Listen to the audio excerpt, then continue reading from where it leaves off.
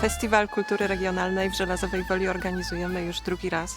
Pierwszy w ubiegłym roku we wrześniu pokazał nam, że jest bardzo duże zainteresowanie tego typu działaniami. A jakie to są działania przede wszystkim, powiedzmy? Propagowanie regionalnych kultur, odnajdywanie ich, ponieważ są wspaniali, cudowni ludzie, którzy odnajdują stare przekazy, czy muzyczne, czy ustne, czy też w domach odnajdują różnego rodzaju pamiątki i odbudowują swoją kulturę tutaj regionalnie.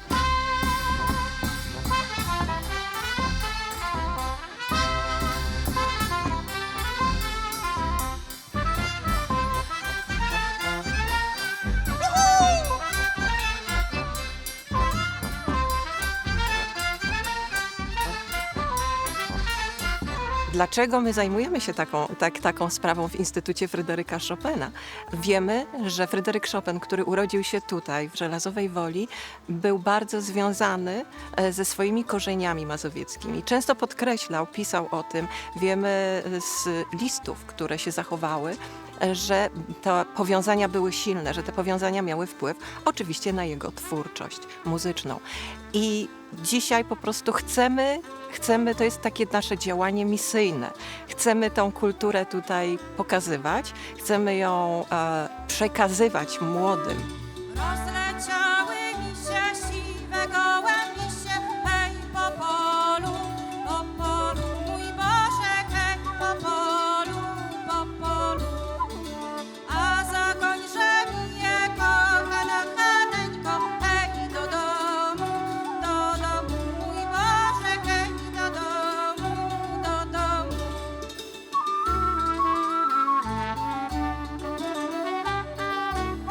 Otacza nas w tym współczesnym świecie dźwięk. Ja mam takie wrażenie, że ciągle coś gra, ciągle coś brzmi, ciągle coś gdzieś jest włączone, natomiast podstawą tego wiejskiego muzykowania była cisza. Była sytuacja, że jak ktoś nie zaśpiewał, nie zagrał, to nie było muzyki.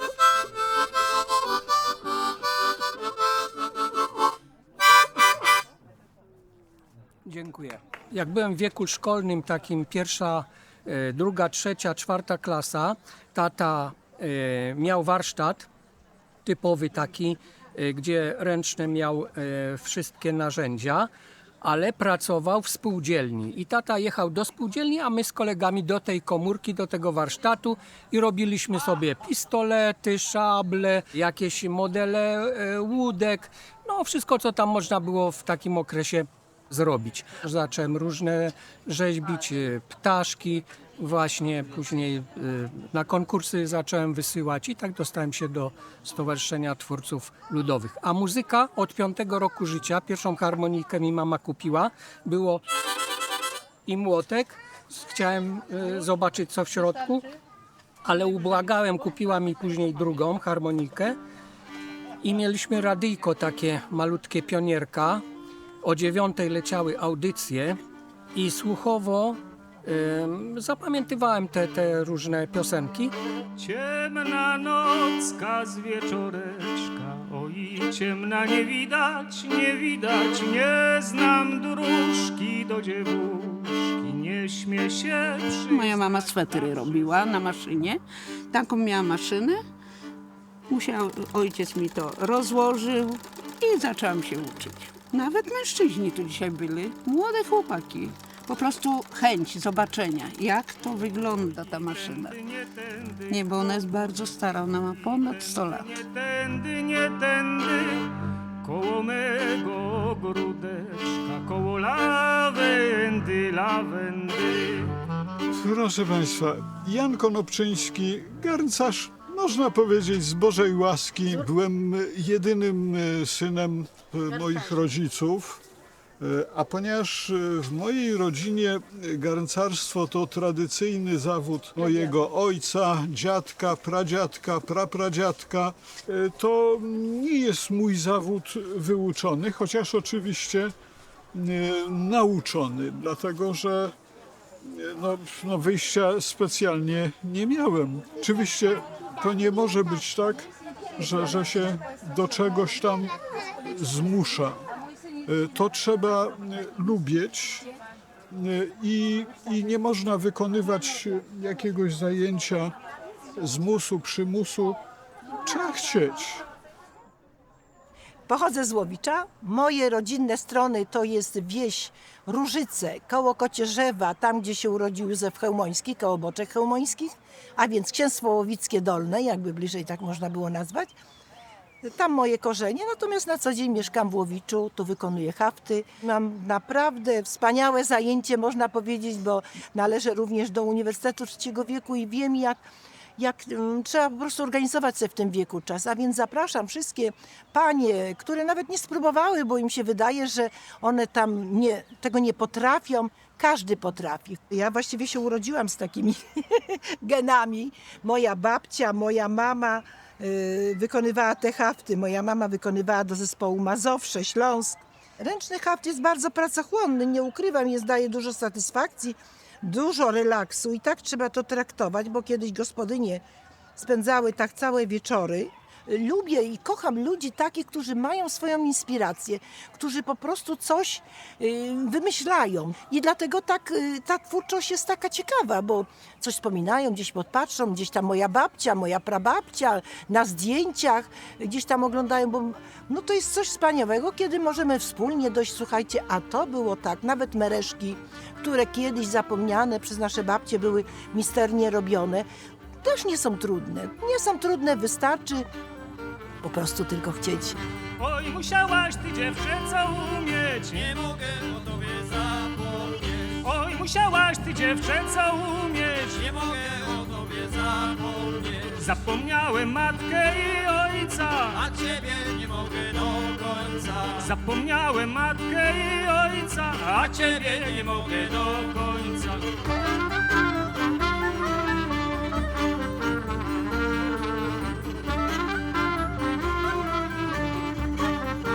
I uwaga, jedna do przodu! Kobiety na wsi były bardzo ubogie i one żadnej firanki nie miały.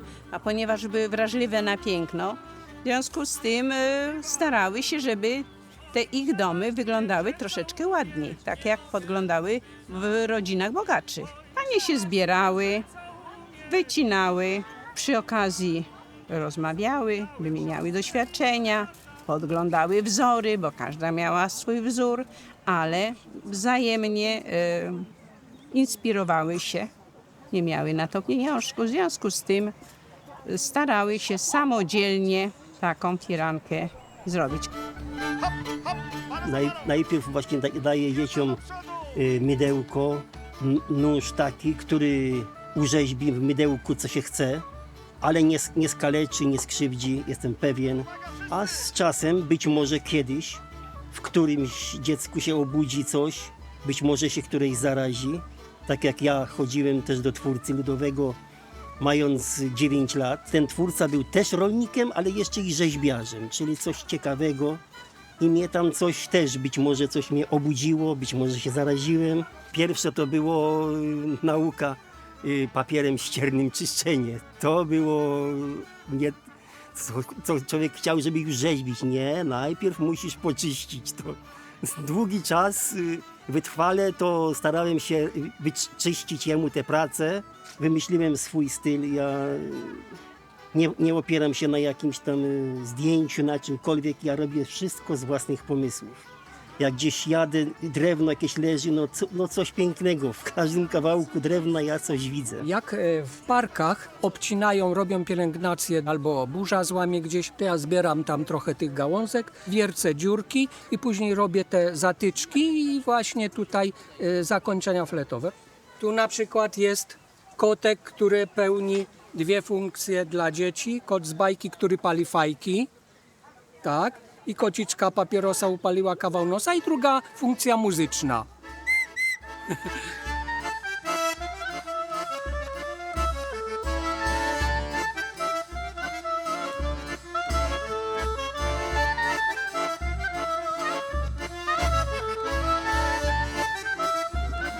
Jesteśmy z Gołmina, częściowo z Sannik, częściowo z Warszawy, także można powiedzieć, że z wielu miejsc w Polsce. Kierownik muzyczny wraz z kierownikiem zespołu przeszukują stare teksty, rozmawiają ze starszymi ludźmi, którzy jeszcze żyją. I tak z pokolenia na pokolenie przekazywane są informacje, jak kiedyś w naszym regionie ludzie ubierali się, co śpiewali, co tańczyli, w jaki sposób. Bardzo to doceniamy, że możemy tak w miłym towarzystwie, w wspaniałe miejsca podróżować i jeszcze pokazywać to, co mamy najpiękniejsze w Polsce. Tańczymy rodzinnie. Tańczy mój tata, tańczy moja siostra, tańczy mój chłopak, tańczy chłopak mojej siostry. Mama jeszcze niestety nie chce się przekonać, ale ona bardzo lubi nas podziwiać.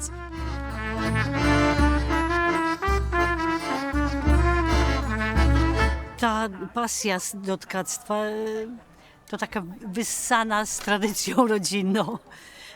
Bo znaczy ja pamiętam, jak babcia tkała, ale z babci opowieści to babcia opowiadała, jak jej mama tkała, jak jej babcia tkała. Moja babcia miała 4 synów, więc nauczyła synów tkania. Od taty nauczyła się mama, no i potem przekazała nam dalej. Ja przekazuję dalej córkom i siostrzenicom, wnuczkom. Tkactwo jest to takie techniczne, a ja lubię właśnie takie techniczne zagadki, więc rozpracowuję jakieś wzory. Tego się nie da wymyślić, bo to już wszystko było. Ale jak się tam jakąś tkaninę zobaczy, to można to rozpracować i tak jakby odetkać. Podoba Ci się tkanie? Tak. A ty moja Marysiu, moje złote serce, jak ja ciebie nie widzę, robić my się nie chce. Jak ja ciebie nie widzę, robić my się nie chce. Jak ja ciebie ujrzę na godzinę z rana, ej, robimy się, robi robotecka sama. Ej, robimy się, robi robotecka sama. No to jest taka praca twórcza, prawda? Czasem się odtwarza, tak jak pani teraz to robi, tak? A czasem ma się ochotę coś stworzyć nowego, swojego, tak? Autorskiego. Dzisiaj mieliśmy naprawdę nawał, szczególnie dzieci. Ja mieszkam w okolicy i mama mi powiedziała właśnie, że jest dzień tutaj taki, że można wejść za darmo i są różne warsztaty, więc postanowiłam, że zaproszę tutaj przyjaciół, żeby ze mną przyszli. Naprawdę warto się pobawić, już nawet nie dla efektu, tylko dla samej zabawy. W trakcie tego robienia coś się pojawiają się jakieś pomysły, czy chce zrealizować jakąś wizję i zaczyna tu sobie coś kombinować, tworzyć. Przyjechałam z niedaleka, bo jestem z Sochaczewa. Jesteśmy, tak wyszło, że już drugi raz jesteśmy, bo i wczoraj i dzisiaj ponownie, tak nam się spodobało. Było tyle różnych właśnie ciekawych historisk i rzeczy, które się działy na tej dużej scenie i na tej mniejszej. Wydawałoby się, że dzieci teraz no, tylko telewizja, prawda, jakieś gry, tablety, a tutaj w ogóle nikogo jakby to nie interesowało, tylko chętnie wzięły udział i duża była frekwencja, więc super. Można zainteresować dzieci tą kulturą regionalną i jest to ciekawe też dla dzieci, tylko trzeba do tych dzieci wyjść i pokazać to w odpowiedni sposób. Serce moje serce ukoić się nie chce, tylko się tak burzy jak woda w konewce.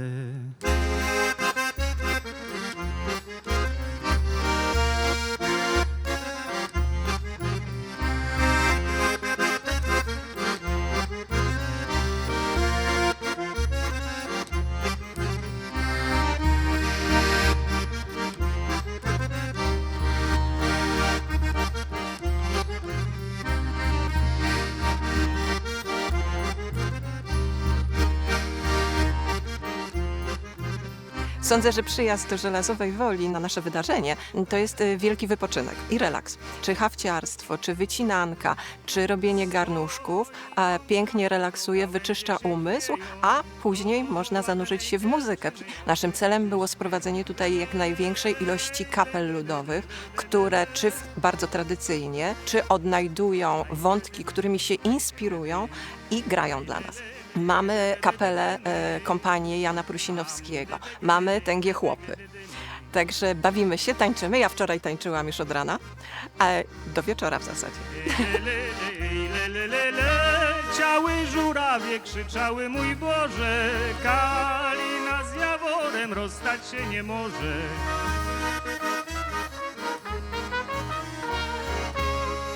Zapraszamy na edycję wrześniową, gdzie mam nadzieję, że jeszcze bardziej podniesiemy sobie poprzeczkę, nasza akademia będzie jeszcze ciekawsza, a kapel będzie jeszcze więcej.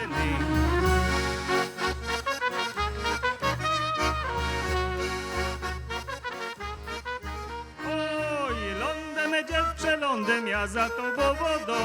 Jeśli mnie pokochasz, ożenię się z tobą. Oj,